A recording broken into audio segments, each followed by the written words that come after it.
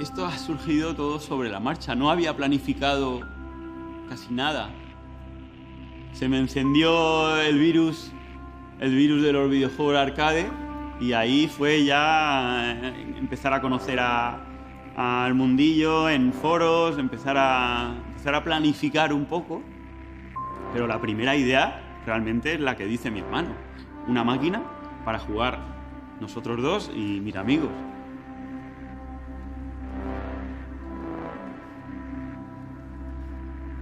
No, la afición por los juegos arcade nos viene desde niño, ¿no?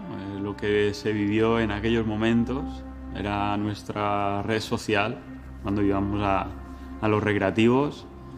En esa época fue la época que yo, cosas de la familia, mis padres se separaron y nos fuimos a Petrel. Y quizá encontré ahí, quizá no tenía amigos, pero sí que estaban los recreativos para poder ir allí y sociabilizar con quien fuera. A lo mejor le invitaba a una partida a uno, el otro te invitaba a ti, y ahí creabas una amistad, un vínculo. Para mí la arcadeología es un momento crucial, es cuando descubres una localización con máquinas, o cuando investigas sobre qué es lo que hubo allí hace 30, 40, 50 años, o cuando entras a un sitio y ves un montón de todo, un montón de desguace, un montón de polvo en suspensión, un montón de humedad. Del 100% quizá hay un momento, hay un 1% o hay un 5% que llegas a un sitio y ahí está, ¿no? Ahí está esa máquina que estabas intentando encontrar desde hace 5 años.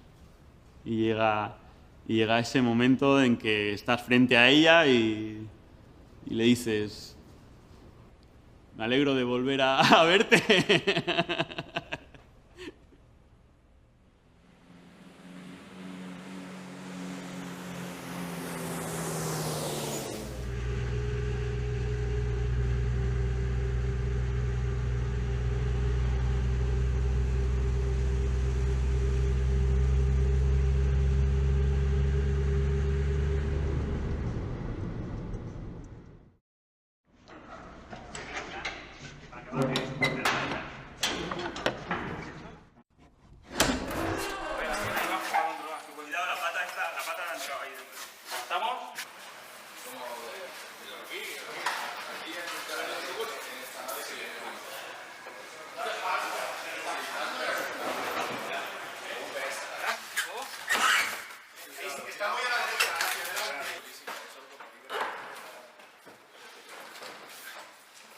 El proceso de recuperar una máquina, en proceso arcadeológico, es bastante...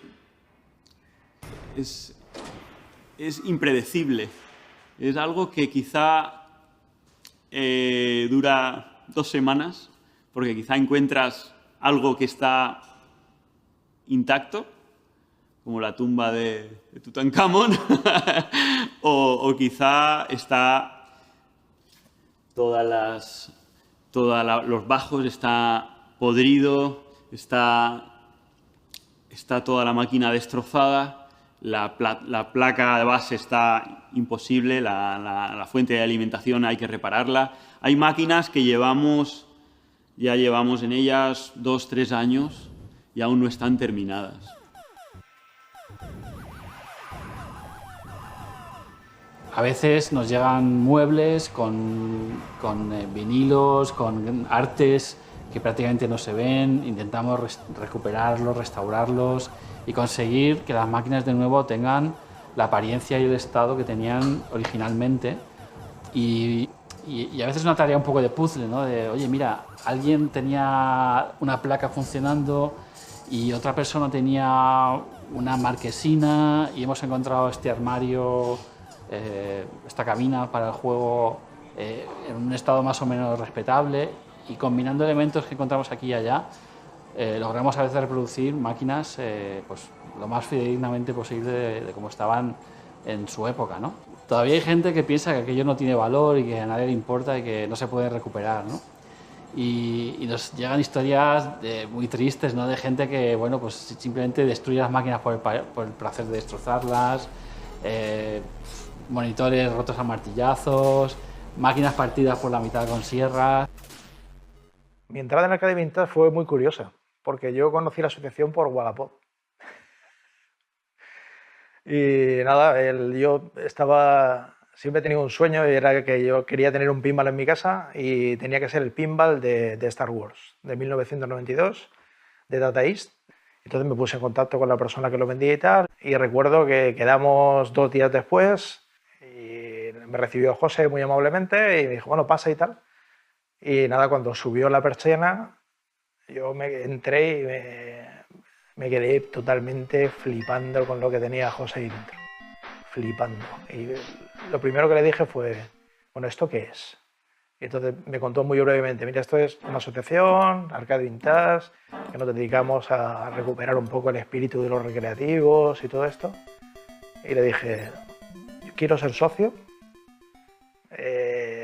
¿cómo puedo ayudar?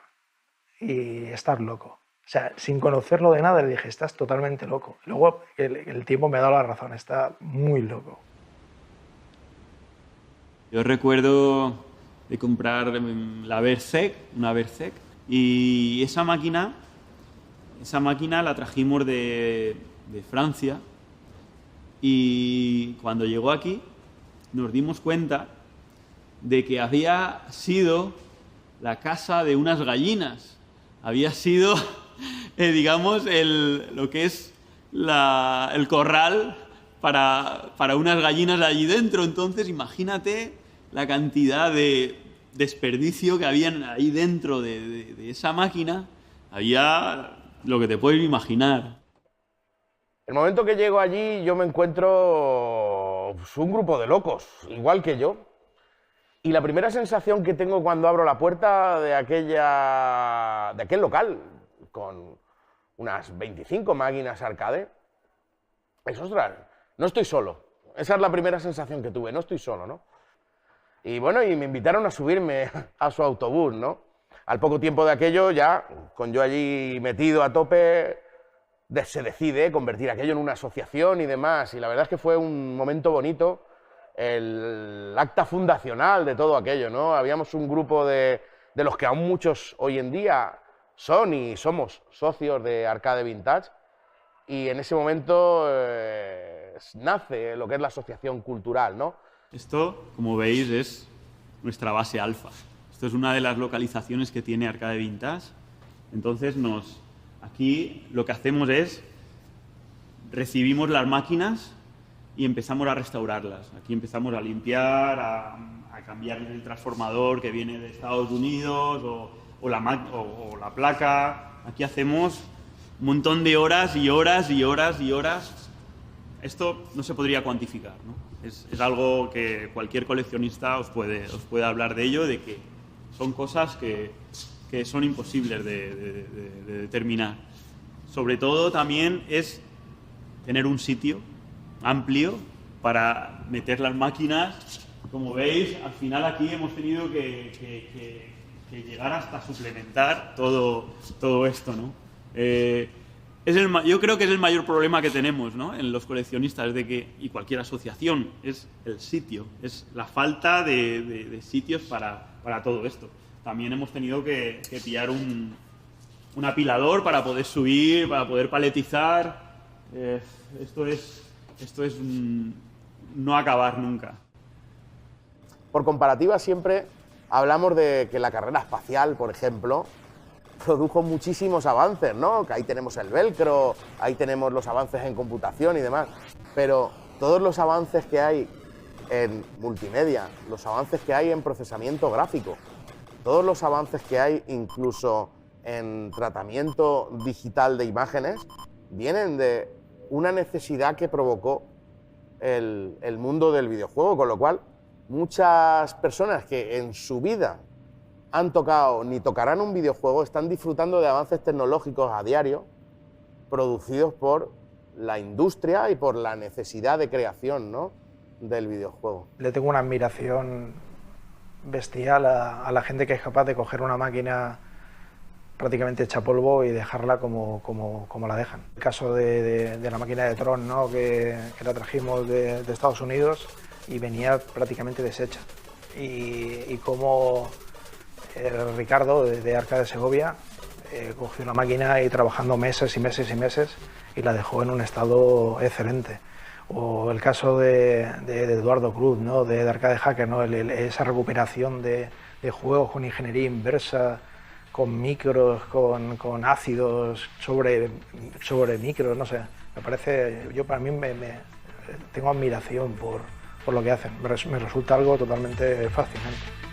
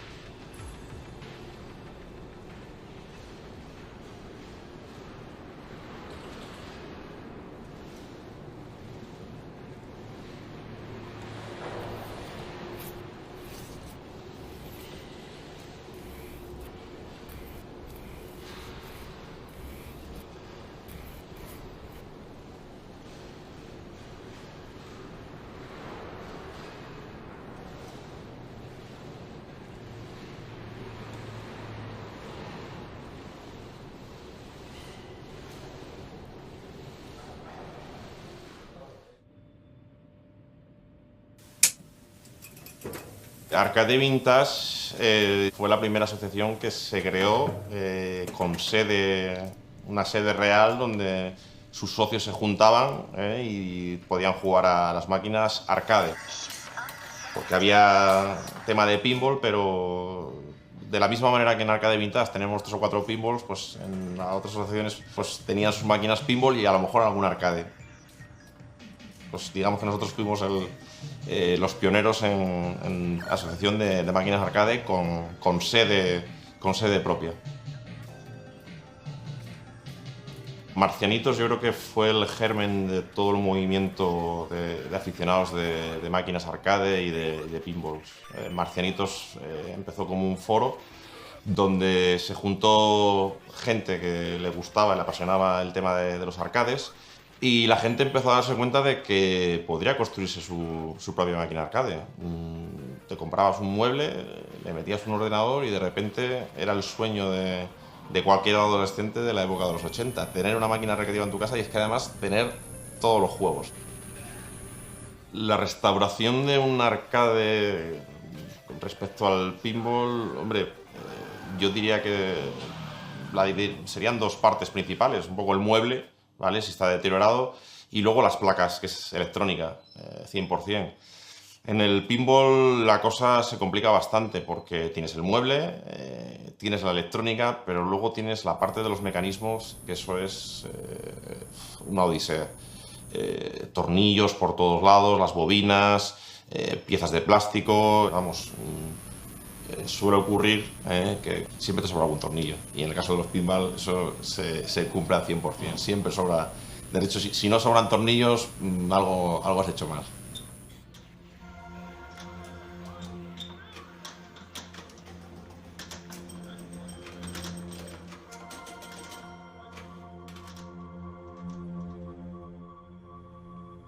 La primera asociación de la que tengo yo constancia relacionada con el mundo de pinball, arcade, fue la asociación que sigue hoy en día, que tiene la sede en Silla. Fue la primera que se fundó y a partir de ahí pues un poco abrieron el camino a que otros siguieran por esa vía.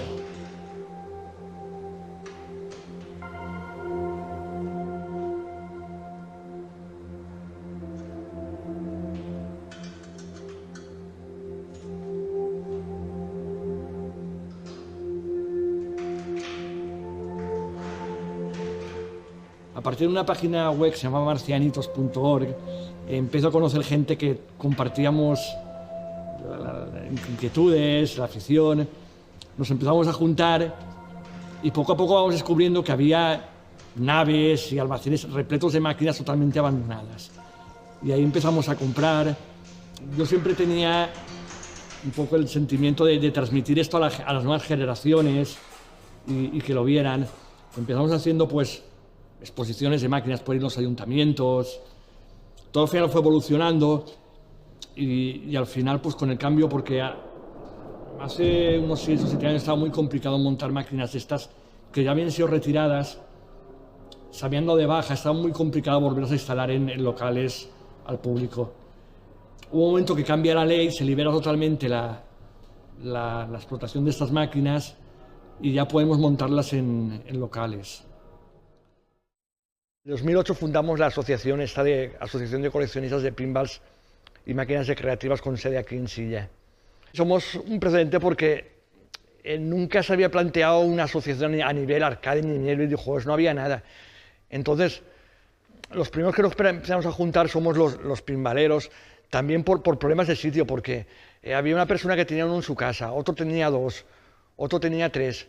Pues aquí la fundación de esto fue que nos juntamos pues 14 personas y decidimos llevarlas todas a un local. También 14 personas ya pues igual es difícil de entenderse y ahí, a partir de ahí pues se decide fundar unos estatutos, una asociación. Eso en el mundo arcade no existía, por lo menos en España. Ahora hay bastantes asociaciones que están dedicándose a preservar pues, todo tipo de arcades, de pinballs.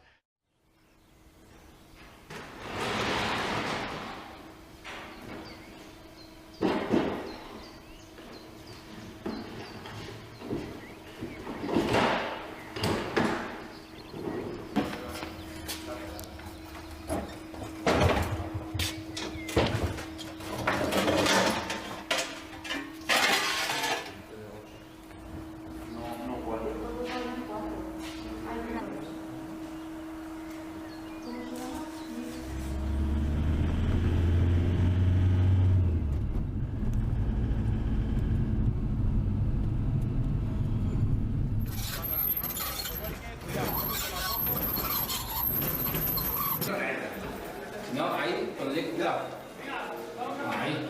Ahí te paras y te...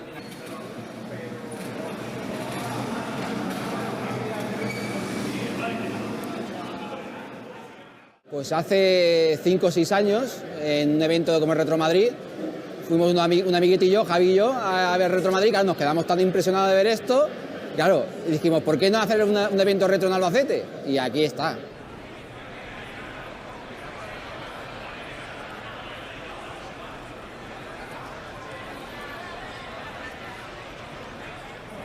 La Retro Barcelona, digamos, se nutre de las asociaciones que colaboran, que apoyan al proyecto, ¿no? O sea, de hecho, sin ellas no habría Retro Barcelona, porque una feria solo de tiendas, para mí, para nosotros, desde el punto de vista de asociación, no es una feria, porque nosotros queremos aportar este factor divulgativo, ¿no? Lo que queremos es nutrir y hacer este evento más completo, que todo el que haya vivido esta época se sienta identificado.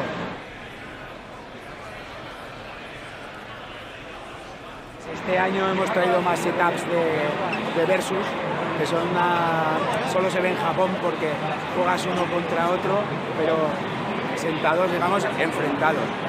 Y son especialmente para juegos de lucha. Hemos hecho una inversión en importadores europeos y esos importadores europeos traen contenedores de Japón de arcades que se cierran y entonces poco a poco pues, se ha ido sumando hasta que ahora tenemos un total de unas 100. Estamos especializados, digamos, en máquinas deluxe, que se llaman, ¿vale? Que son las máquinas grandes donde te tienes que meter dentro a jugar. No es una máquina con joystick que se juega con joystick sentado, sino que te tienes que interactuar mucho más con el juego. Entonces aquí en España ese tipo de máquinas hace ya prácticamente desde finales de los 90, principios del 2000 desaparecieron, porque el arcade en España prácticamente desapareció, porque bueno, por muchos motivos, por impuestos, por muchos motivos. Si la máquina viene de Japón, viene en bien estado siempre. europea, americana, medio qué. Y si son españolas, vienen siempre normalmente hechas polvo. No hay remedio. Porque aquí ya te tienes que empezar a pelear con los operadores. Depende de si el operador la tenía ya en su nave o te la tiene que traer exclusivamente para ti. Pero un mínimo de 3.000 euros hasta lo que te quieras gastar. Bueno, yo creo que esto te lo puedo resumir en una sola palabra: nostalgia. Tenemos un poder adquisitivo porque trabajamos, pero nos gusta comprar esa Super Nintendo, esa Mega Drive, comprarnos una máquina o recuperar una máquina clásica, restaurarla. Y de ahí esta burbuja un poco que se ha creado en torno a todo esto, ¿no?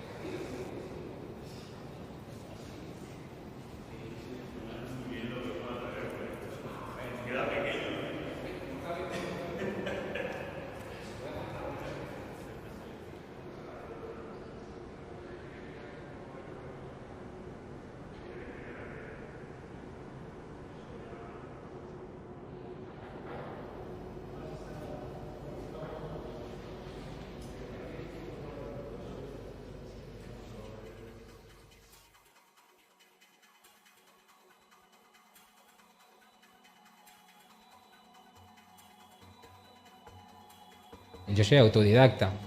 Al final, gracias a los foros que había, ¿vale? En su época Marcianitos, luego Retrovicio, que por desgracia ya no están, había mucha gente que tenía unos conocimientos muy amplios sobre este tema, y gracias a esas personas y a esa gente que compartía los conocimientos, pues un poco todos los que nos interesaba el tema pudimos aprender. Luego al final aprendes mucho por tu cuenta, o sea, rompiendo, lo que es básicamente ensayo y error.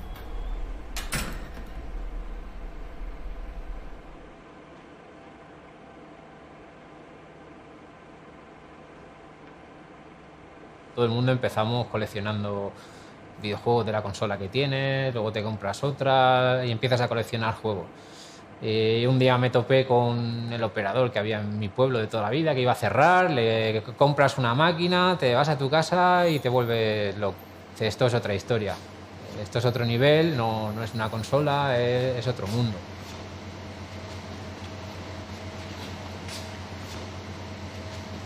El tema de los simuladores todo vino a raíz de la opción que tenían las desarrolladoras de tener algo más grande, algo que llamara más la atención, llevar lo que era el videojuego un paso más allá, ¿vale? Más allá de un mueble genérico, un mueble arcade, un mueble de joystick normales o con un volante, había un pique entre desarrolladoras, digamos, para destacar. En un espacio que tenían, que se repartían un pastel, al final todas querían destacar. Y eso llevó a una carrera tecnológica entre ellas, de forma a ver quién hacía el mejor simulador, quién llegaba primero a las 3D, quién hacía los mejores gráficos, todo este tipo de cosas. Teníamos básicamente dos tipos de máquinas, ¿vale? Aparte de los pinball y tal, teníamos en tema de videojuegos estaba las máquinas Hamma o los arcades normales o recreativas de toda la vida, y luego estaban los simuladores, ¿vale? La diferencia entre ellos era clara. El hardware, sobre todo, la tecnología empleada en un simulador era más avanzada normalmente, ¿vale? Estamos hablando de costes mucho más altos, ¿vale? Máquinas mucho más grandes, más detallistas, distintas al fin y al cabo. Es un mundo que tiene un salto muy complicado, ya que no es lo mismo instalar algo en tu ordenador, ¿no? Como un emulador, y ponerte a jugar y en 5 minutos olvidarte de ello. Este mundo del hardware es un mundo de cosas pesadas. Estas máquinas pesan 100 kilos de media, ¿no? Y tienen electricidad y tienen muchas cosas de las cuales estamos muy desconectados.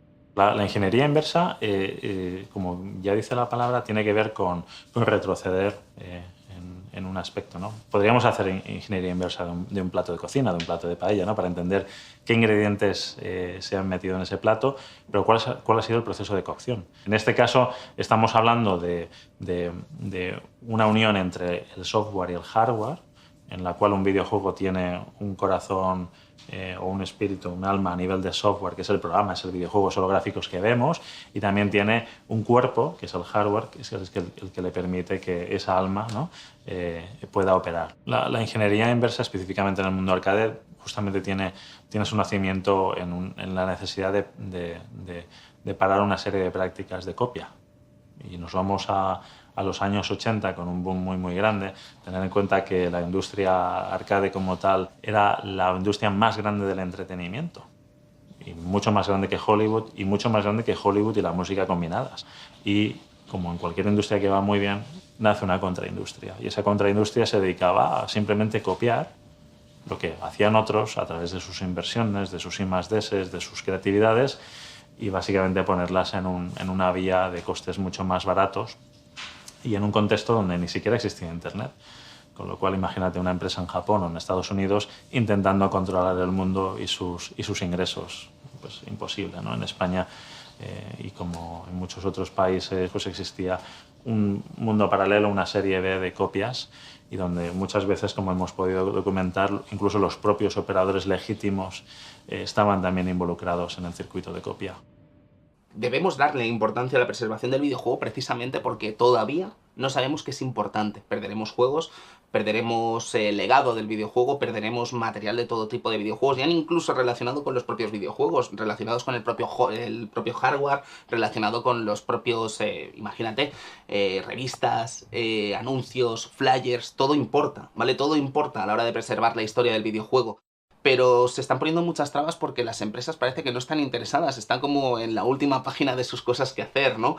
Entonces es muy difícil, por ejemplo, acceder a títulos de consolas famosas, ¿no? De Super Nintendo, de PlayStation 1, de Dreamcast, de cualquier tipo de consola importante. Es súper difícil acceder a esos juegos si no es de una forma, digamos, legal o legal como le gustan a las empresas. Si nos paramos a ver las recreativas es peor aún, ¿vale? Porque es mucho más difícil jugar a esas máquinas, jugar a esas placas con lo que sería el mueble original, con lo que serían las piezas originales, ¿no? Por ejemplo, jugar con una palanca no es algo relativamente fácil. Y creo que preservar y empezar a trabajar en eso, con esas máquinas que hace 20 años que están prácticamente desaparecidas, sería algo que deberíamos empezar a hacer un poco todos. A mí me encanta el trabajo que están haciendo los amigos de recreativas.org. Se encargan sobre todo del trabajo más gráfico, ¿no? Sobre todo revistas, anuncios, etc. Creo que hacen un trabajo genial en ese campo. Pero recreativas.org no solo se conforma con eso, sino que también da voz, de alguna forma, a todas estas asociaciones que de suerte, por suerte o por casualidad, encuentran juegos que de alguna forma estaban perdidos, ¿no? Y le dan cobijo. El proyecto de recreativas.org se remonta al 2014, ¿vale? En principio, lo que se puede decir, las influencias que fueron ideando lo que es ese proyecto, pues era lo que veía en principio en foros como que había en su época, como era Retrovicio o Marcianito, donde de vez en cuando había ciertos usuarios que mostraban máquinas que tenían suyas de su colección que eran españolas, es decir, fabricadas en España. Entonces eso ya me iba llamando la atención de decir, mira, pues esto es interesante y sería una forma interesante, pues, de ahondar, es decir, de llegar a conocer qué es lo que se produjo aquí y también de una forma de conservarlo de alguna manera. Yo estaba consciente de que yo solo a lo mejor no iba a llegar muy lejos. Entonces, claro, iba a depender de que la gente colaborase o no en ese tema. Y afortunadamente así fue. Uno de los primeros que se llegó a interesar fue precisamente Óscar Nájera, que es también el presidente de la Asociación Arcade, que a través de material gráfico que consiguió localizar de revistas y demás, es lo que hizo que despegase realmente lo que es el proyecto, porque ahí tenemos un filón para poder investigar, poder conocer recreativas, poder conocer también las empresas españolas que la hacían y ahondar un poco en una parte de nuestra historia del videojuego que está prácticamente ignorada, cuando lo que era el sector del recreativo en español, en cuanto a máquinas recreativas de las que eran de tipo A, también fue bastante importante. Cuando creamos la asociación, uno de los objetivos era preservar la historia del recreativo. Entonces, entre yo y otro socio llamado Uri, empezamos a colaborar con recreativas.org de manera desinteresada, con las máquinas que íbamos adquiriendo y que no estaban en la base de datos. Poco a poco fuimos consiguiendo contenido que parecía interesante para la web y entonces nació la colaboración con recreativas.org. Aquí tenemos una auténtica maravilla, algo verdaderamente único que no para nada se ve todos los días. Esto es Destroyer, es el primer videojuego fabricado, diseñado y distribuido, comercializado en España y data del 80. Es un videojuego de naves, como era muy de moda en aquella época, y como he comentado está íntegramente diseñado y fabricado aquí. El procesador es ese, las memorias están aquí, la RAM, ¿no? Donde se guardan los datos está aquí, y esta es, digamos, la parte de vídeo y de audio. Este videojuego, como lo encontramos, estaba hecho un desastre. Podéis imaginar que estas máquinas, cuando se apagaron en su día, pues se han tirado casi 40 años en almacenes, y es porque aquí se ha hecho mucho trabajo de recuperación y evidentemente de limpieza, ¿no? Los operadores de la época, para dar de baja a una máquina, tenían que certificar la destrucción de la máquina. Entonces, claro, esto ha llevado que no se conserven muchas máquinas de la época. Pero también hay operadores que hicieron un poco la trampa y no daban de baja y las almacenaban, las tenían guardadas en un almacén. Entonces empezó la búsqueda de unos juegos puntuales de los que no teníamos constancia, pero sí teníamos el número de homologación. Empezamos a acudir al Ministerio de Interior, porque en los años 80 estaba centralizado en Madrid. Principalmente lo que se hacía era adquirir el juego y ya aquí en España cada empresa diseñaba su propio mueble. Por eso tenemos tantas versiones de Space Invaders, tantas versiones de Pac-Man, tantas versiones de Galaga, de Galaxian, porque por un juego igual existían 7 o 8 modelos diferentes. Creo que gente relacionada de alguna forma con el sector de las recreativas y la recuperación y esta arcadeología, en Zaragoza creo que existen uno de los gurús más importantes, sin lugar a dudas, que es Miguel Ángel, el Semi, que es una institución a nivel global de lo que es la emulación y de lo que es la de la recuperación de recreativas. Bueno, estuvo también involucrado en todo el desarrollo de Nebula, que es uno de los emuladores más importantes de arcades. Y ya te digo, es una institución. Yo cuando lo conocí no me lo podía creer, ni primero que fuese él, ¿sabes? En plan, estar aquí con él. Y segundo, que es una de las personas que más saben de esto, sin duda, no sé si de España seguro, pero de Europa seguramente también. Es alucinante.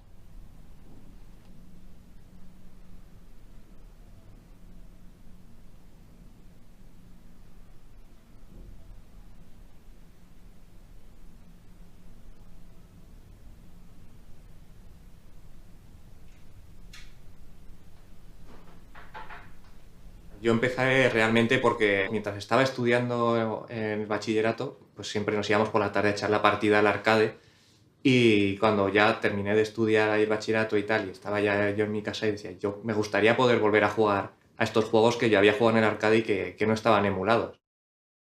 Entonces pues conocí Mame y vi que sus juegos no estaban emulados, y me metí a ver pues cómo era todo esto de la emulación.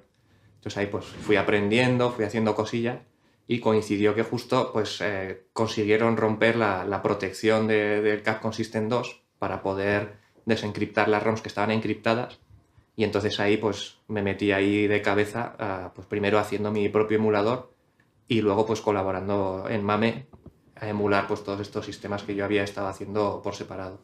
La emulación consiste principalmente en coger un hardware, un software que corría en un hardware y hacerlo funcionar sobre otro. Claro, hay gente que le gusta la pureza de la emulación, o sea, de los juegos en sí, porque los ha jugado originalmente y quiere volver a jugarlo tal cual era original.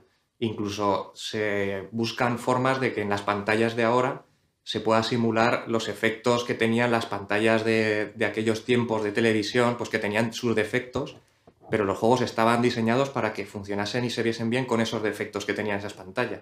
Y a lo mejor lo ves tal cual en una pantalla de ahora y notas los píxeles, notas cosas que antes no se veía. Mame es el emulador más importante que hay en toda la parte de la emulación, porque es una labor más de emulación, es de documentación también. O sea, en Mame está documentado todo el funcionamiento de cómo funcionaban esas esas placas originales. De hecho, siempre estaba la broma de que el poder jugar a los juegos era como un efecto secundario, ¿no? de haber documentado y hecho todo bien.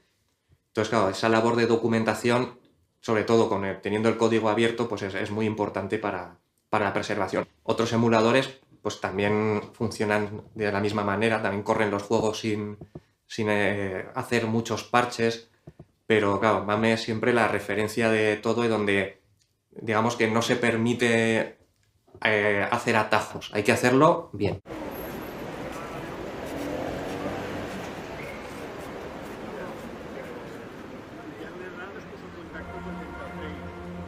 La emulación tiene ese punto de un poco de que necesitas tener mucha paciencia porque puedes estar meses y meses haciendo cosas sin ver ningún resultado.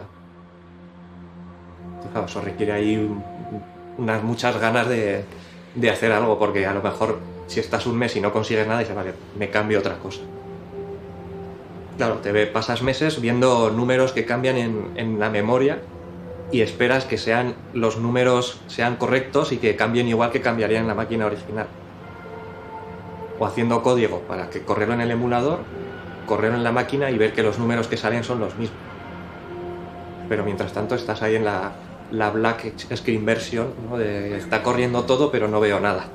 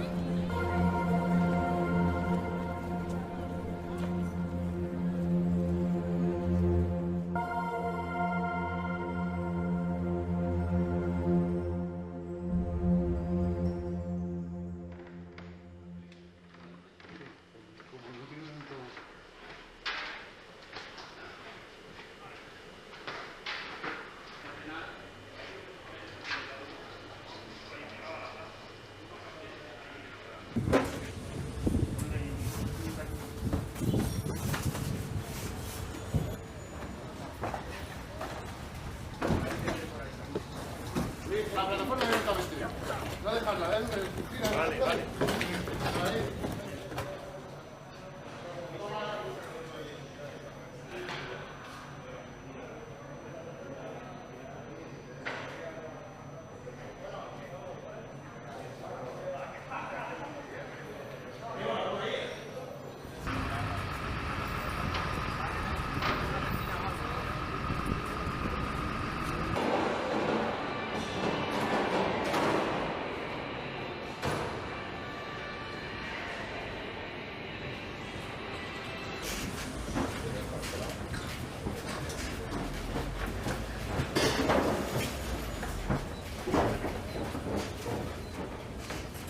Apoyamos.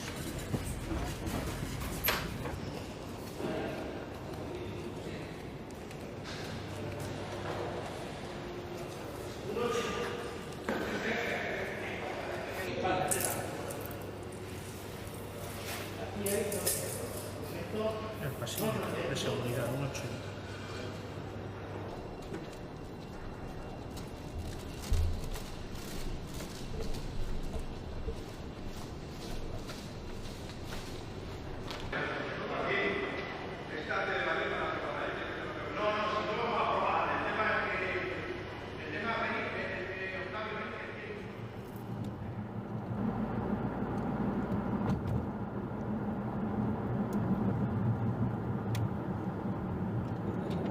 Es cierto que la cantidad de horas que hemos metido aquí le hemos perdido la cuenta, o sea, ya no tiene sentido.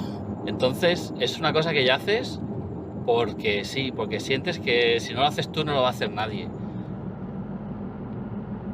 Que el equipo está, el núcleo de Arcade Vintage está muy cohesionado ya y que solo tiramos para adelante. Y cuando alguien tiene alguna duda, pues entonces llega un figura como José Ditarte y se tira, o sea, se tira directamente a la piscina. Esto hay que hacerlo y cuando te quieres dar cuenta, pues está en la otra punta de España con un camión o está hablando con el jefe de no sé qué cadena de videojuegos y te arrastra. que empezó como una especie de, bueno, vamos a ver si escribimos un dossier explicando quiénes somos y qué hacemos para ver si alguien nos da un poquito de dinero. Y bueno, pues con la gente del ayuntamiento de Ibi la hemos encontrado y vamos para adelante. Este museo tiene que ser el mejor museo de videojuegos de España, porque lo que pretendemos es pegar un golpe en la mesa con ese museo, tener más máquinas, más conocimiento y más actividades que ningún otro museo en toda Europa, y atraer con eso la atención de todo el mundo que esté interesado en este tema a todos los niveles.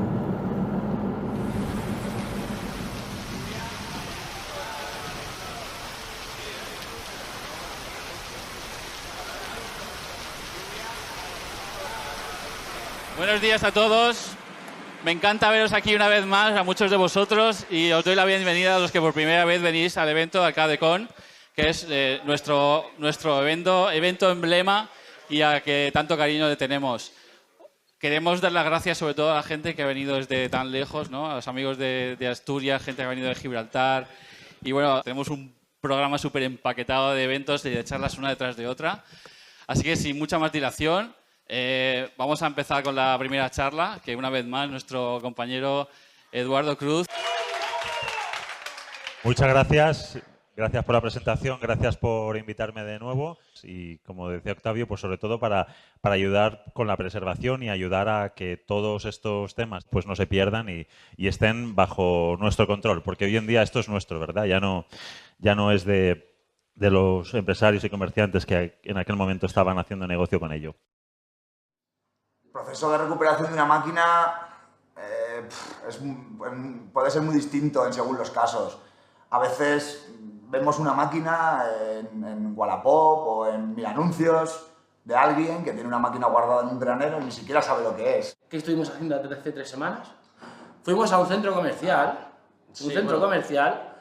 y sacamos de un garaje de hace 16 años 19 máquinas recreativas. Sí, es.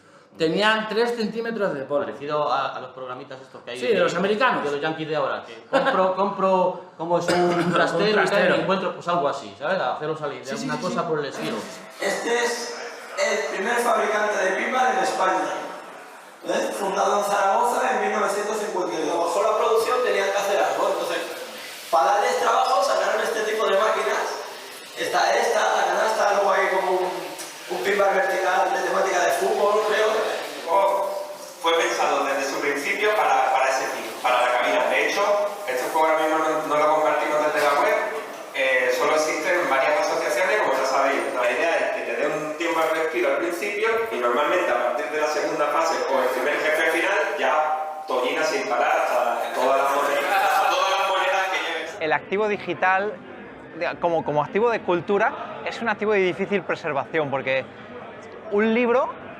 tenemos libros de la Edad Media perfectamente conservados. La música, tenemos partituras que nos la podemos reproducir sin problema, los discos los podemos grabar, regrabar, pero el videojuego como tal es difícil, es un bien perecedero, mañana desaparece, deja de funcionar y no tenemos una forma fácil de preservarlo. De hecho, la única, que es especialmente difícil técnicamente, es la emulación. La única forma que tenemos de que alguien disfrute de un videojuego de hace 30, 40 años es la emulación. La emulación es la simulación de cada uno de los componentes del hardware original.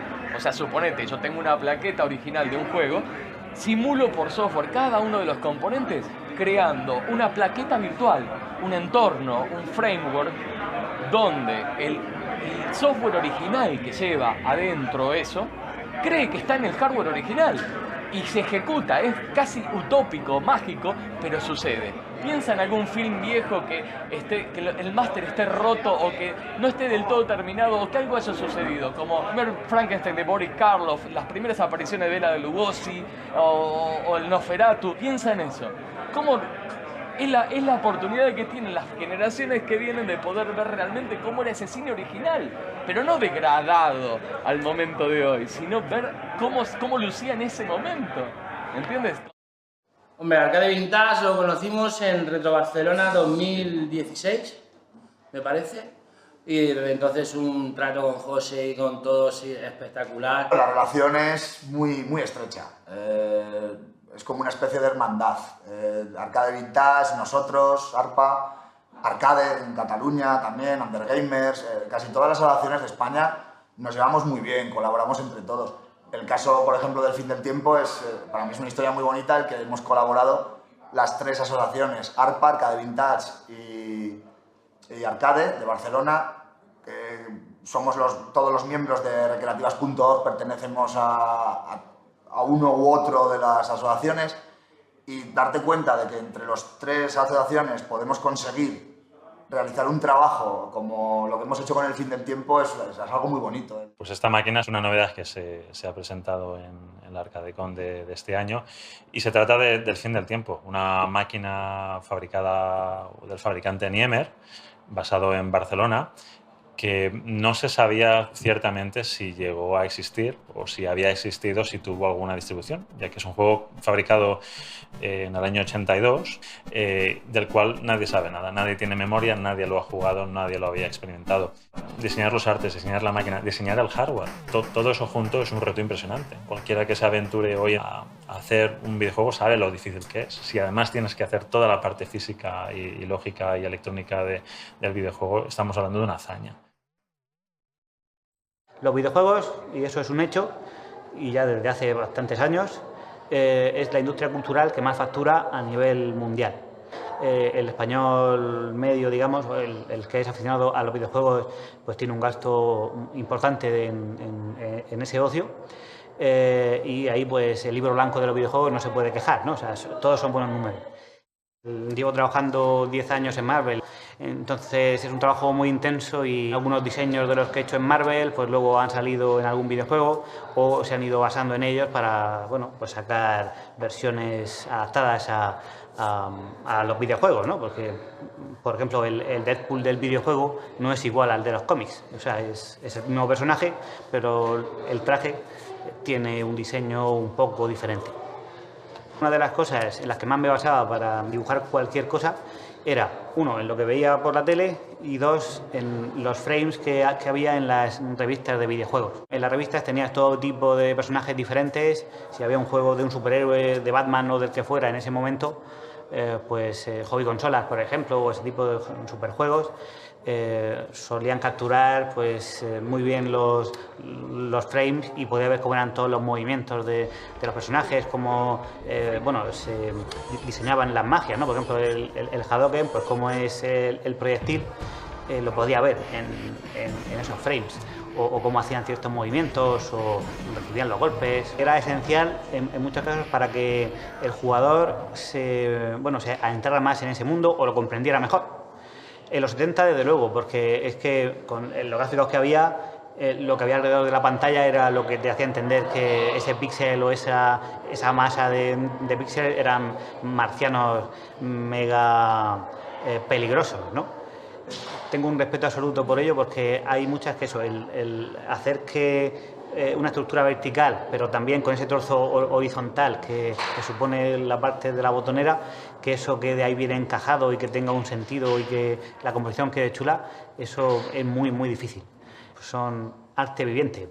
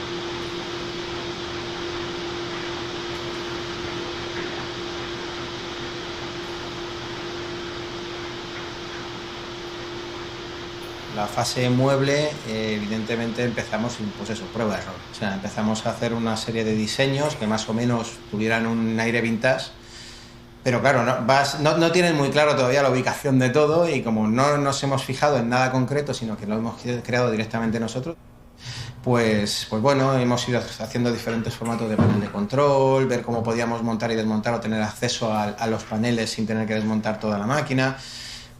Tiene una cierta complejidad, pero es lo bonito también, o sea, lo atractivo de hacer algo así, de crear algo, es irle dando un poquito tu toque personal a lo que estás haciendo.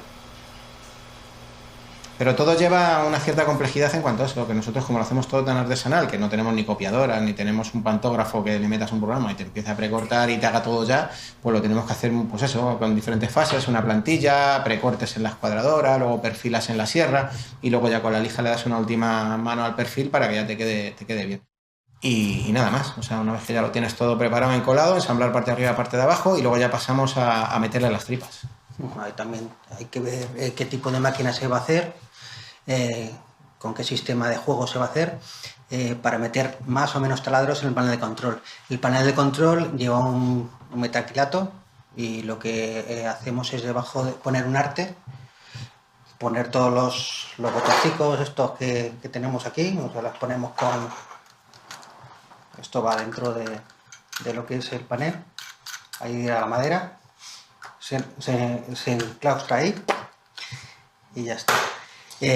Luego lo que se hace es se pone todo el cableado, se monta el panel de control y una vez que se monte todo el panel de control, que lleva su interface de juego, lo que haces es ponemos la pantalla.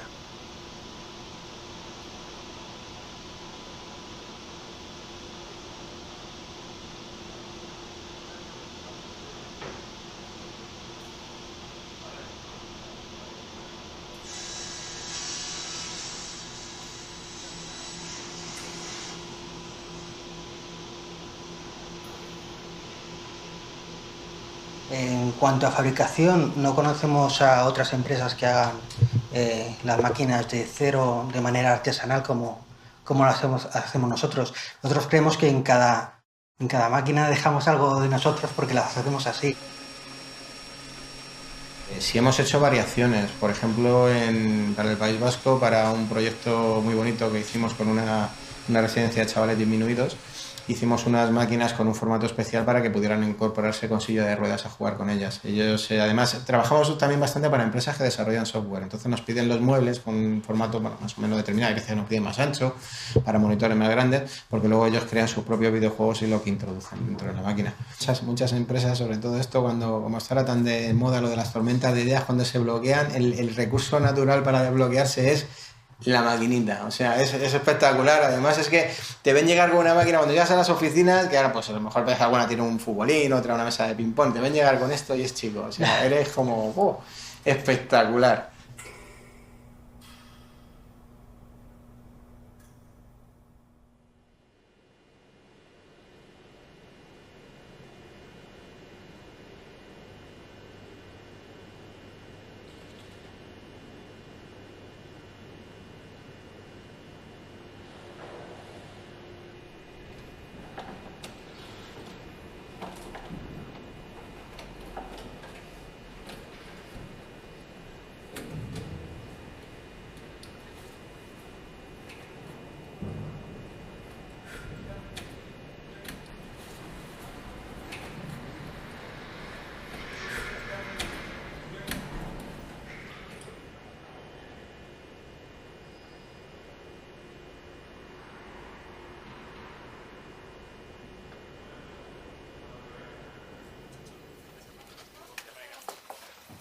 Me gustaría pensar que llegué en el momento adecuado, quizá un poco tarde incluso. Es evolucionar los videojuegos, los hemos visto convertirse en fenómeno de masas, hemos visto también a la gente levantarse contra ellos y estamos a puntito de que se conviertan en un deporte profesional y nos encontremos con competiciones pues, al nivel de otros espectáculos deportivos como la NBA o la UFC. Y todo pues se ve con sorpresa, pero sobre todo con alegría, porque es una manera de decir, esta afición con la que hemos estado siempre, que nos ha gustado tanto, que a nosotros nos ha dado tantas satisfacciones, y fíjate lo lejos que está llegando y dónde llegará. Bueno, el arcade tradicional tiene un diseño único, y lo peor de todo es que es tramposo. Y es que es un juego que está diseñado para hacer que el jugador consuma. Cuando nosotros como chavales llegábamos al salón recreativo, veíamos las pantallas, escuchábamos el sonido, pero hay que tener en cuenta que el arcade se vende en las distribuidoras como esta máquina va a conseguirte estos ingresos. Y es importante, y eso influye también en el diseño. Así que son juegos de desarrollo realmente corto, pero con una dificultad muy elevada. Y si cabe, una curva de aprendizaje y una curva de dificultad que lo que haga es invitarte a echar más monedas. Y continuar, y continuar, y continuar. Porque eso es el negocio. Así que, bueno, pues sí, en su interior el arcade es malvado.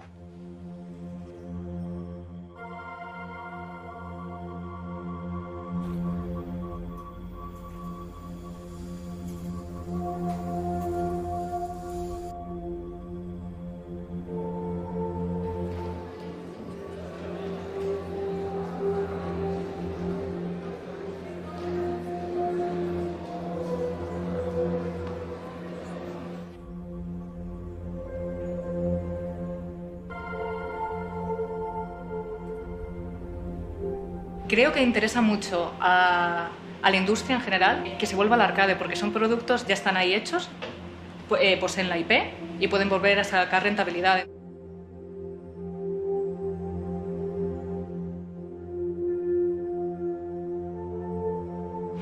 Yo creo que el hecho de que actualmente haya tanta vuelta a lo retro, bueno, mejor aún, creo que siempre ha habido pequeños sitios en los que ir, pero que de repente sea algo de lo que te enteres, algo que se haya convertido en más comercial en la palabra buena, es decir, que más gente se entera, se llena mucho más de gente, se agotan entradas, o sea, y eso me encanta. Yo creo que es porque el videojuego puede que esté ya tomando el nombre el adjetivo de cultura y que sea asimilado por todos. Entonces yo creo que, por ejemplo, antes era más difícil que te cedieran en un sitio un espacio para montarte tu... Oye, mira, que voy a hacer... quiero dar unas charlas de temas retro, de maquinitas, y que te dieran el acceso y que además te dejaran usarlo, utilizar su nombre y te ayudaran a promocionarlo.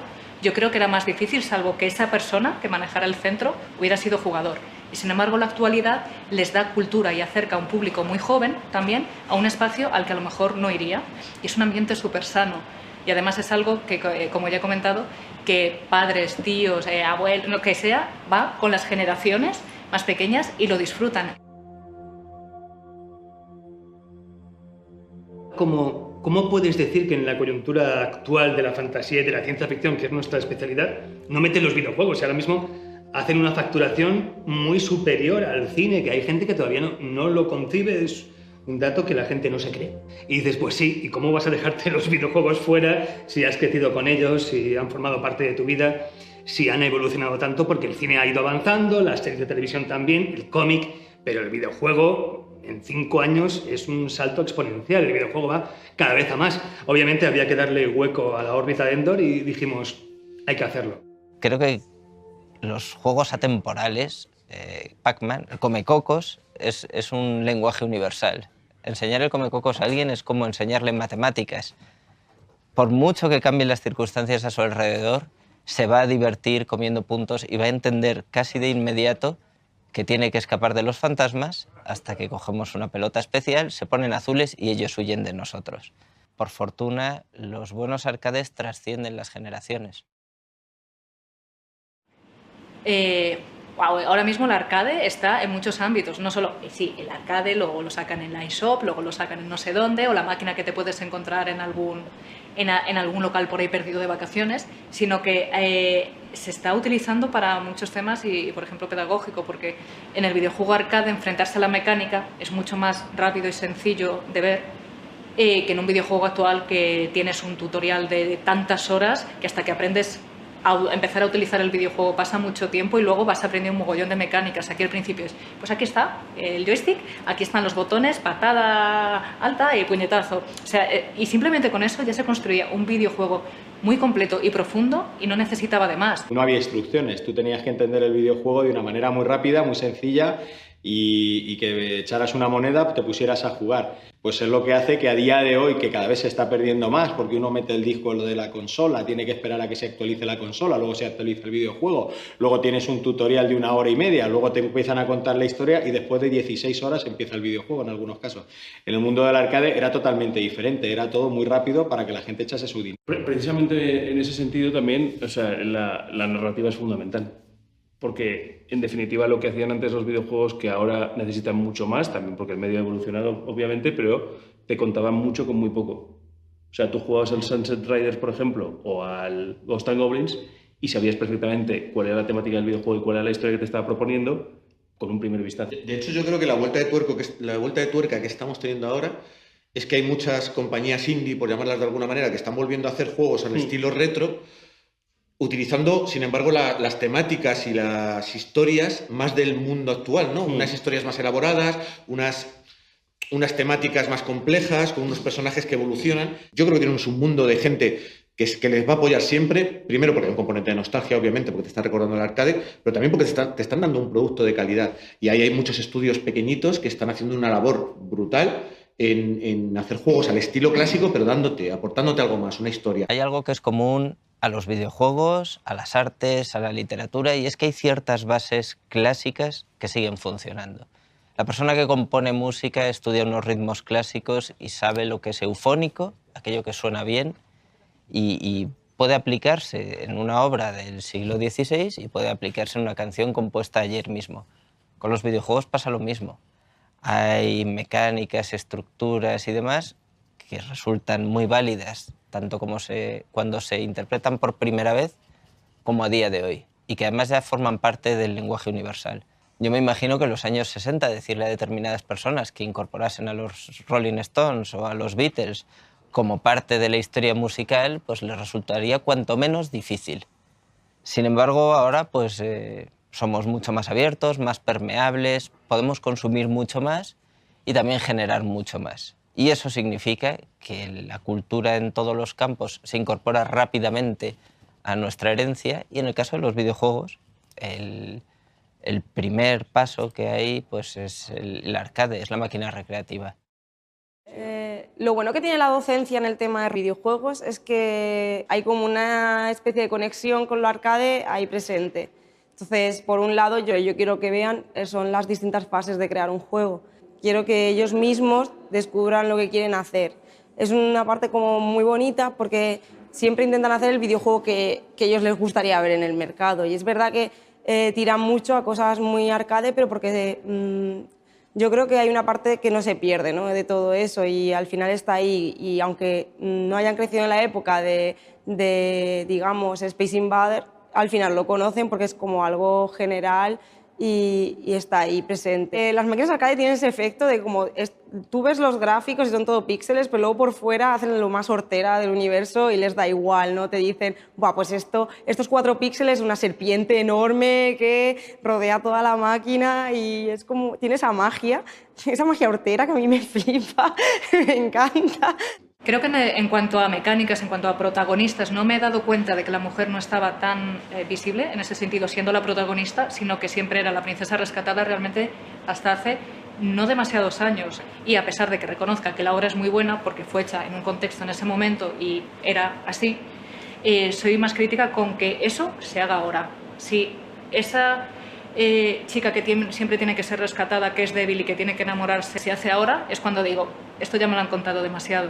En esa época jugaba, me divertía, y es genial que nos hayan abierto los ojos, no solo videojuegos, sino sobre tantas cosas, y no solo sobre mujeres, sino también sobre racismo, homofobia y todo. Es tan bueno que nos abran los ojos, que qué pena que aún haya que decir esto, en el que, bueno, pues eso en ese contexto fue así, pero ahora no me lo hagas porque no lo consumo y hablaré mal de él, o lo que haré será hablar muy bien de lo otro para no dar publicidad a eso. Es mi forma de verlo, hablo muy bien de lo que es muy bueno, de lo malo lo hablo más bajo para criticarlo, pero no le doy publicidad.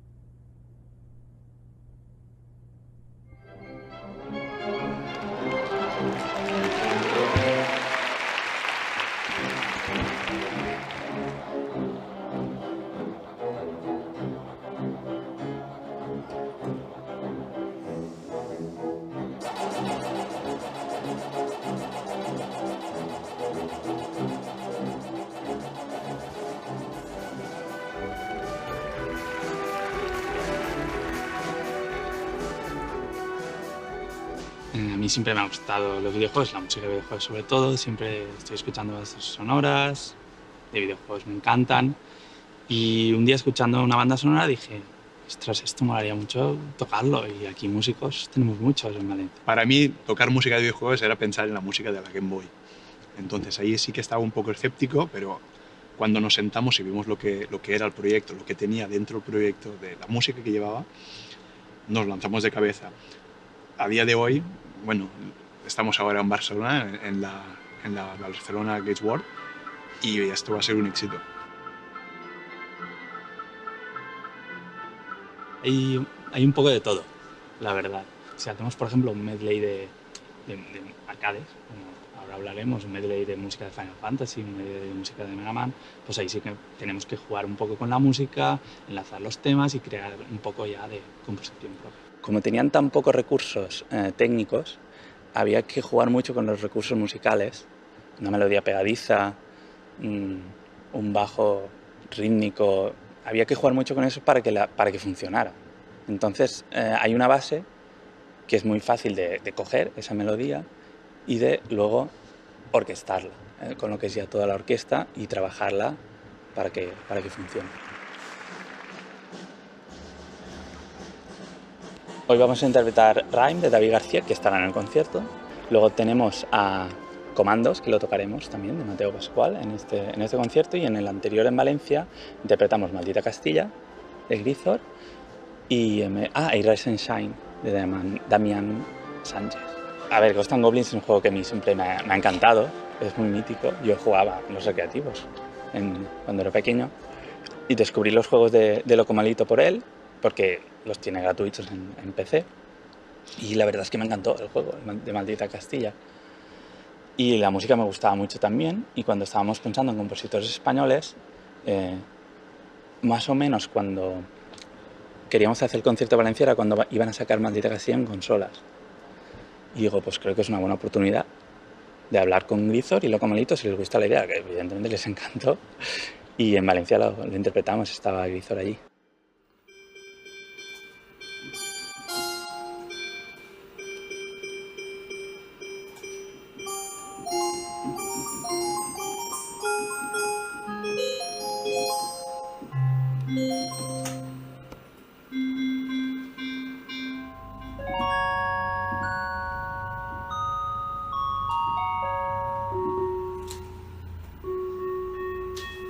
Según la descripción que me den, o me pueden dar un vídeo, me pueden dar a lo mejor un dossier con algún tipo de concepto, pues yo ya me pongo a elaborar alguna idea, y normalmente lo que hago es garabatear un poco con el teclado, ¿no? Con el piano. Empezó con una idea que sí que va en staccato, como suena aquí, así con el piano, lo grabo. Total, me hago una maqueta aquí en el Cubase, en un programa, con el piano. Luego puedo coger y llevarla con más instrumentos, pues sonaría más o menos así. Con más instrumentos de orquesta. Pero luego lo que tengo que hacer con todas estas pistas es traducirla a un chip, ¿no? Y nada, pues este chip es de FM, tiene 8 canales, y cada canal pues tiene una voz, ¿no? Normalmente lo que hago, si tengo alguna cosa que pueda resultar curiosa, lo que hago aquí es por la noche o cuando llego a casa lo apunto en la libreta o hago unos garabatos. Cuando tienes una idea de un juego que te puede funcionar, pues tienes unos personajes o algo que parece que puede tener sentido, empiezas a desarrollar pues unas reglas de juego, ¿no? Cómo se van a mover esos personajes, qué tipo de enemigos hay, qué tipos de reglas de juegos hay, qué objetos tienes que encontrar. Y lo primero es crear una paleta de colores con la que vas a trabajar. En este caso son estos 16 colores. Hay que probarla mucho, hay que ver distintos personajes, ver cómo puedes combinar la paleta para sacar el máximo rendimiento de ella, ¿no? Por ejemplo, que el azul oscuro te sirva como colores de fondo, o el marrón, los demás colores funcionen en primer plano. Crea los personajes un poco a ojo, viendo la referencia que tenías, pues lo vuelve a reproducir. El pixel art no es como dibujar, no es un proceso que puedas digitalizar nada, tienes que volver a hacerlo, lo único que tienes es la referencia de lo que has dibujado antes. Y luego, bueno, vas redibujando. Las animaciones pues son normalmente muy sencillas, pero tienen que ser muy expresivas para que se entienda muy bien en pocos fotogramas qué es lo que está ocurriendo. Pues pequeños movimientos, pues subir una escalera o asustarse. Y cuando ya tienes toda tu lista de personajes, todos los objetos que aparecen en pantalla, pues empiezas a crear los fondos. Los fondos están hechos con unos sets de tiles que son pequeños bloques cuadraditos que puedes repetir a lo largo de un escenario, ¿no? Entonces tienes que tener en cuenta pues qué tipos de cosas van a aparecer. Ladrillos pequeños, ladrillos grandes, unas nubes, en fin, ventanas, barriles, todo lo que necesitas en el juego. Para hacer un arcade clásico es muy poco realmente lo que necesitas. Esto sería el tileset completo de todo el juego. En este caso voy a trabajar con un chip que tenían los videojuegos de Namco del 1980-81, como por ejemplo este famoso juego, el Galaga, que tenía un chip bastante curioso. El chip simplemente se trata de coger y definir una onda de 32 tramos, una onda de sonido, que es muy básica, y suena de esta manera, ¿no? Según tú le pongas aquí una definición u otra, pues saldrá un sonido u otro, pero este sonido pues es muy característico de Namco. Y como en principio pues dije, trabajo haciendo una maquetita con un piano, como va a sonar aquí. Suena un piano eléctrico, en fin, una música muy dulce. En fin, y la transcripción al chip pues sonaría así.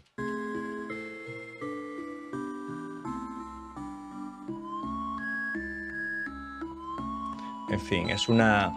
Ahí hay algunos fallos que hay que corregir todavía, pero la idea es que un chip básico del 1980 no es algo que venga preparado ya directamente para hincarle el diente. Tienes que trabajar pues cómo generar los sonidos, qué valores van a tener, qué rango va a tener.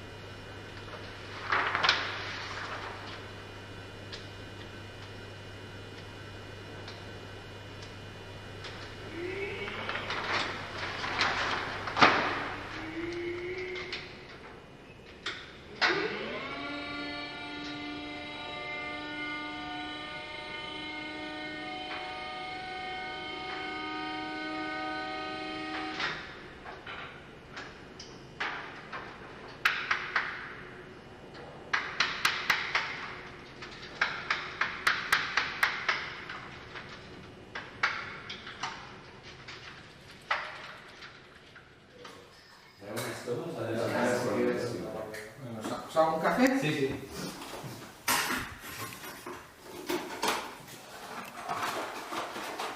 ¿Cómo queréis? ¿Corto, largo?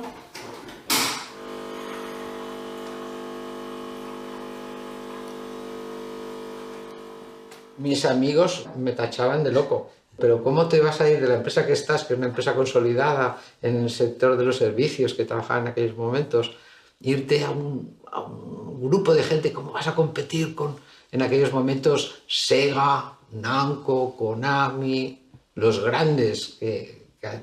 No sé, pero una empresa muy pequeñita. O sea, estábamos en un piso en Florida Blanca, con un, bueno, me acuerdo del calor. El calor en verano aquello era horroroso porque el sol entraba y estábamos allí, pues no sé, 10, 12 personas trabajando.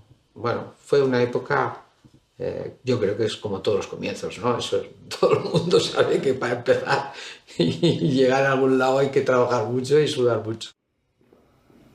Bueno, la verdad es que es bastante casual, ¿no? Porque a mí todo el tema de informática o videojuegos en aquel tiempo pues no es que me interesara demasiado. Apenas había tocado ningún ordenador, no había tocado nada de estos temas.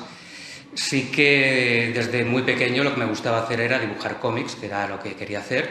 Y bueno, a través de Joso, de la escuela de cómic Joso, pues me hablaron de Gaelco, que era una empresa que estaba empezando a hacer temas de videojuegos, cosa que yo desconocía. Y a partir de ahí fue cuando me empecé a introducir un poquito en el tema de la informática y los gráficos por ordenador, que era totalmente nuevo para mí. Pero en aquel tiempo era una cosa súper extraña. Dibujábamos píxel a píxel, en porciones de 16 por 16 píxeles o de 8 por 8. Claro, en un tiempo no habían tarjetas gráficas, no había nada, no había ni Windows, era MS2. Entonces era un interface especializado en nuestro trabajo. O sea, hacía solamente aquello. Y salías, al cabo del día, veías píxeles por todas partes, era bastante terrible. ¿Quién hacía videojuegos en España en aquellos momentos? Es que no había nadie. No, es que no había nadie. Tuvimos que aprender muchísimo. No es un negocio que se entienda el primer día. No podíamos generar un producto cada año. Era difícil. Muchas veces se escalonaban y perdíamos compás. Entonces, siempre estuvimos abiertos a buscar estudios en España que tuvieran ideas interesantes y empezar a contactar con ellos y a llegar a acuerdos comerciales. Hicimos deals con Figurat, hicimos deals con otra gente, con otros que habían aquí, que eran más pequeños. Era un acuerdo donde todos nos beneficiábamos. Se hacía una reunión, una especie de brainstorming donde todos aportábamos algo y decíamos, bien, pues este juego, esta idea puede estar bien para hacer un juego. Recuerdo, por ejemplo, que el Thunderhoof, que fue un juego que gustó mucho y fue uno de los primeros que ya empezaron a salir por toda Europa, incluso creo que llegó a Japón, en pocas unidades, pero estuvo en Japón. Partió de una idea pues muy curiosa, ¿no? Porque en aquellas reuniones que hacíamos de qué podemos hacer el año que viene, qué juego podemos hacer, lo que se había decidido es que íbamos a hacer un juego de dominó. A mí me sentó, yo ya te he contado antes que yo entré con la idea de hacer un juego de plataformas, digo, voy a hacer un juego de dominó. Y me imaginaba a la gente mayor en un bar jugando el dominó. Esto no puede ser, yo creo que a la gente le tiene que gustar más un juego de plataformas con un poquito de acción. Y bueno, le fui dando la vuelta, fui insistiendo porque era bastante cabezón con mis cosas y al final acabamos haciendo el Thunderhoof. Creo que un poco el secreto era este, y ser originales y hacer algunas cosas diferentes, que es lo que pasó con Radical Bikers. Que fue tan diferente que la verdad, antes de que el juego saliera a las primeras pruebas a la calle, incluso dentro de Gaelco, nadie daba un duro por aquel juego. Era más un juego de plataformas que un juego de motos. Claro, la gente estaba confundida con lo que yo estaba haciendo. ¿Este tío qué hace? Esto es rarísimo, esto no lo va a entender nadie. Radical Bikers es un juego muy importante en nuestro negocio. Fue el primer juego outlaw, podríamos decir, fuera de normas del mundo. Y después ya hicimos el tránsito al 3D, que fuimos pioneros. Quiero deciros que solamente habían 2 compañías en el mundo que tenían hardware propio 3D, que era Sega primera, después Namco. Y el tercero fuimos nosotros, que parece que hicimos 3 chips en 3D. Cuando íbamos a meetings en Madrid de gente que hacía chips especiales, los de Telefónica estaban acojonados con nosotros diciendo, pero ¿esto lo vais a utilizar vosotros? Y nosotros decimos, si no lo utilizamos, nos vamos a la mierda.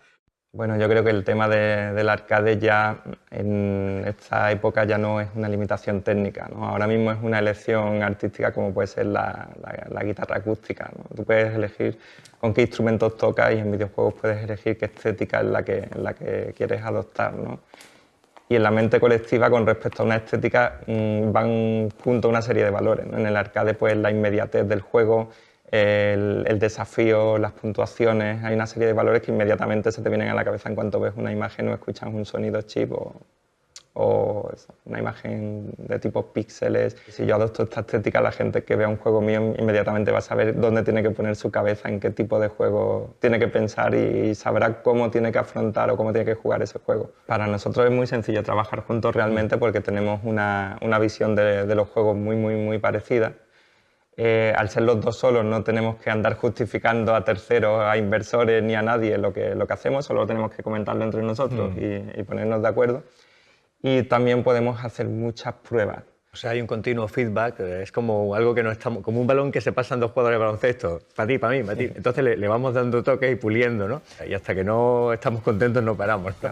Entonces un poco también cabezonería, ¿no? Es una mezcla de cabezonería y entendimiento, ¿no?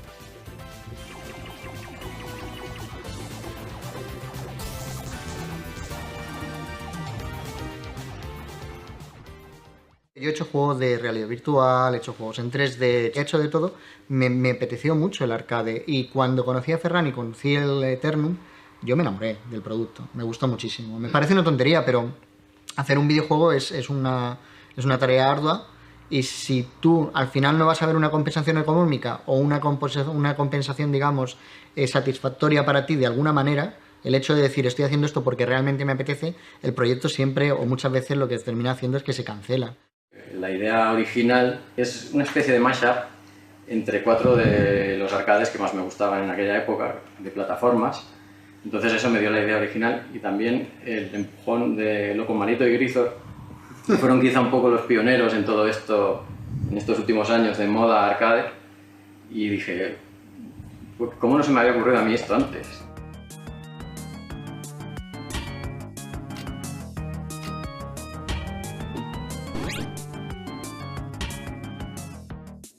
Para que un arcade funcione bien, independientemente de qué género sea, lo primero que tiene que cumplir es que tiene que ser divertido, tiene que ser un desafío, porque ahí están las puntuaciones, ¿no? Al fondo tú estás compitiendo contigo mismo contra otras personas, ese pique entre amigos famoso. Y luego tiene que ser también adictivo, debe ser muy justo con lo que hace el jugador. Si te matan, tiene que quedar muy claro por qué te han matado, tiene que no ser algo que pase por la cara, no puede tener ningún fallo de programación en el que pasa algo extraño y pierdes una partida. Yo lo comparo un poco con el trabajo de un antiguo relojero de estos que se ponían una lupa de ojo y tenían allí abierto un reloj con 100.000 engranajes a diferentes capas que todos tenían que engranar de forma precisa y perfecta, o si no, nada iba ahí. Nunca acabas, nunca acabas. Llega un momento en que publicas el juego porque dices hasta aquí, ya, basta, tenemos que sacarlo al mercado, pero puedes tirarte en un ciclo de vida continuo y circular y puedes estar desarrollando y ahora voy a cambiar esto y ahora lo otro y ahora... De hecho hemos tenido, tú y yo, ¿te acuerdas que hemos tenido una discusión que te he dicho, Ferran, ya, o sea, paremos, y hay que seguir, hay que avanzar. Un poco perfeccionista compulsivo.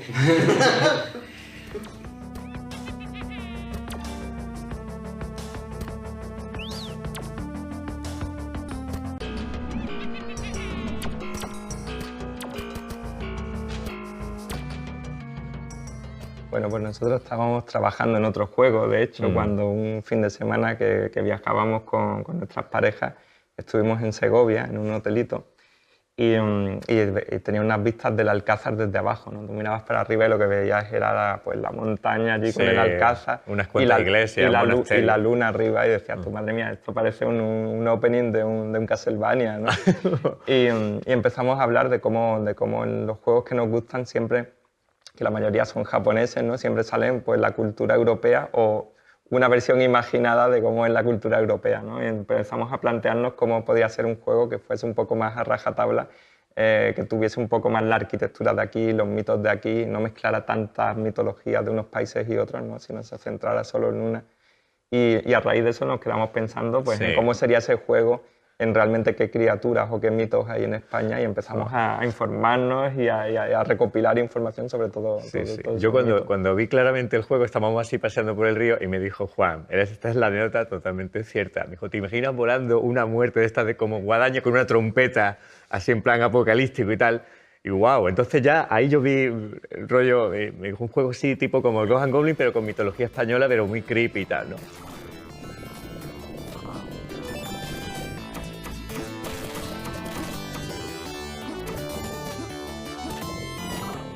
Nosotros, siendo fans de los juegos arcade, pues nos encantaban proyectos como Arcade Vintage, que ahora, con la noticia de que va a ser museo, pues ya nos tiene mucho más encantados. Y por suerte, pues los conocimos, presentamos nuestro proyecto, les gustó y nuestro juego va a estar en Arcade Vintage, que es algo que nos llena muchísimo, mucho más que quizás sacar un rendimiento económico que nos sirva para... yo qué sé, es algo que nos puede llenar más que muchas otras cosas.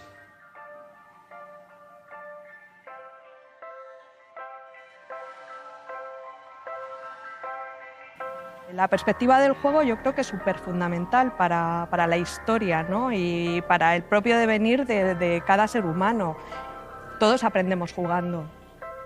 En esta institución, que es la Biblioteca Nacional de España, que guardamos, digamos, el patrimonio fundamentalmente bibliográfico desde hace más de 3 siglos, creemos que es fundamental seguir guardando las nuevas manifestaciones culturales que surgen, ¿no?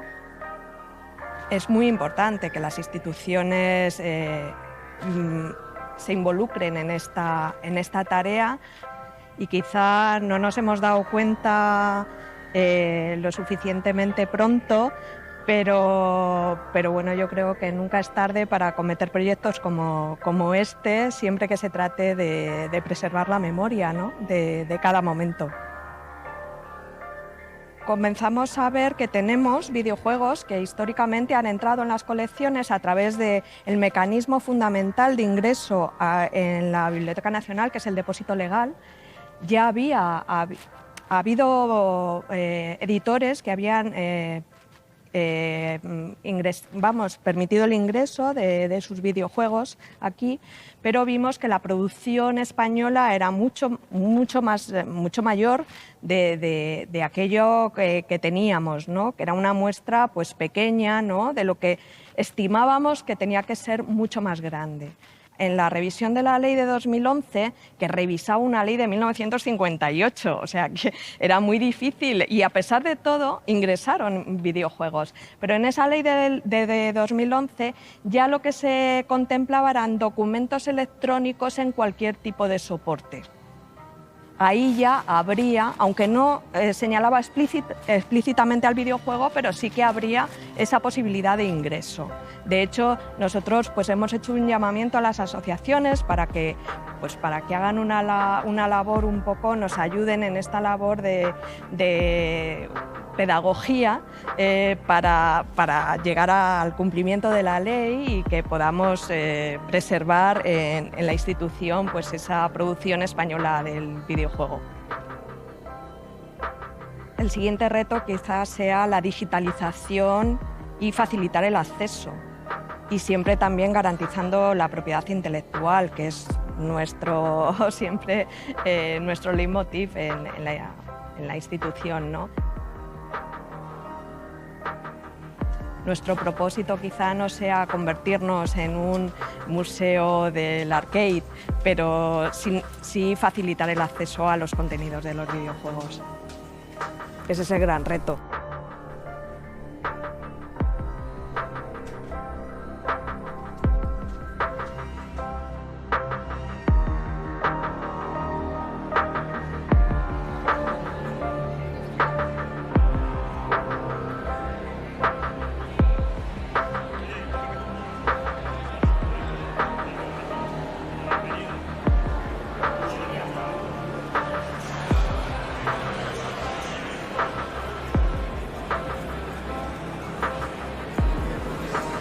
Yo creo que Arcade Vintage se ha hecho mayor, de verdad. Hemos cumplido la mayoría de edad con el museo. No sé si estábamos a la altura, pero hemos conseguido al final, entre todos, realizarlo. Pero creo que no sabíamos dónde nos metíamos, de verdad te lo digo. Hay mucho esfuerzo detrás, sobre todo mi hermano José María, cuando coge el camión y se pega un fin de semana subiendo a Segovia, a París, a Estrasburgo, a Barcelona, a Madrid, horas y horas. Eso es duro. Y hasta aquí se han importado contenedores de Estados Unidos, se han hecho charlas, coloquios, ArcadesCon, hemos estado en Retro Barcelona, hemos estado en Retro Madrid, hemos estado en Matadeo de Retro Madrid. Han habido muchísimas experiencias. Solamente haber llegado aquí es un éxito rotundo. Yo estoy encantado, estoy muy feliz. Tú lo has dicho antes, si no hubiera salido adelante el museo, hubiera dado igual. Lo hubiéramos hecho hemos igual. Ganado tanto con la experiencia de llegar hasta aquí, que si no hubiera salido, bueno, pues lo hemos intentado y ya está, ¿sabes? Pero toda la ilusión y todo lo que hemos vivido, eso no nos lo quita nadie. Pero coño, encima es que ha salido. El tipo de cosas que si no lo intentas, siempre te queda la espinita de cómo hubiese sido eso y a dónde hubiésemos llegado y realmente lo hubiésemos conseguido. Y verlo hecho es el premio. Un sueño, macho. Un sueño.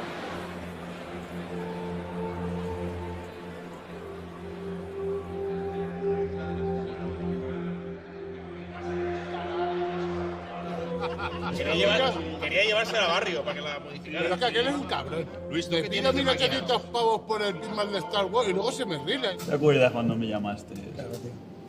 Tenemos que hacer una reunión para hablar lo del museo. Es que llegaba ya un momento, tío, que necesitábamos dar un salto ya importante. ¿Te acuerdas de aquel que vimos? La plaza Cerca que- de Lucero. Ah, sí, claro. La plaza Que íbamos a poner allí hasta... En el parking de la lonja, al lado del parking de la lonja de Alicante. Íbamos a poner hasta una cancha de baloncesto y todo. ¿Ves cómo la NBA llama? Un local Tiene- bestial, Tiene adictos, Es tiene que adictos. era un garaje, tío, con una puerta, tío, que era miserable. Y Buah, entrabas y pero lo veías, era el lo paraíso. Él no se cree, él no concibe lo que podemos hacer aquí. Y él lo ve con mucha admiración y con envidia también. Es decir, yo querría hacer esto en Japón, pero no puedo, es imposible. Es que no tenemos. Por legislación, No tenemos. podíamos hacerlo. No hay. Una referencia. Una Es eso, referencia. es esa lo que referencia. siempre hemos dicho. El futuro que nos depara lo decidiremos nosotros. Y nosotros solo seremos los que llevemos la asociación y el museo a donde pueda llegar. Yo pienso que entre todos, de alguna forma, llegaremos a un punto de encuentro en el que todos llegaremos a alargar el museo y llegar muy lejos en el desarrollo de este proyecto que es brutal. ¿Quién nos iba a decir hace, no un año, 5 años o 6 meses, 6 meses. que íbamos a estar aquí hoy? Porque sigamos unidos muchos años. Pase lo que pase y los años da igual. Aunque nos hagamos... Por vosotros, me gustaría mucho recordar no solamente a los amigos de Arcade y a todas las asociaciones de España de arcade y de retro, sino también a todas esas personas que no pertenecen a ninguna y que están en su casa y que los tíos nos siguen. Están encendidos. Están encendidos.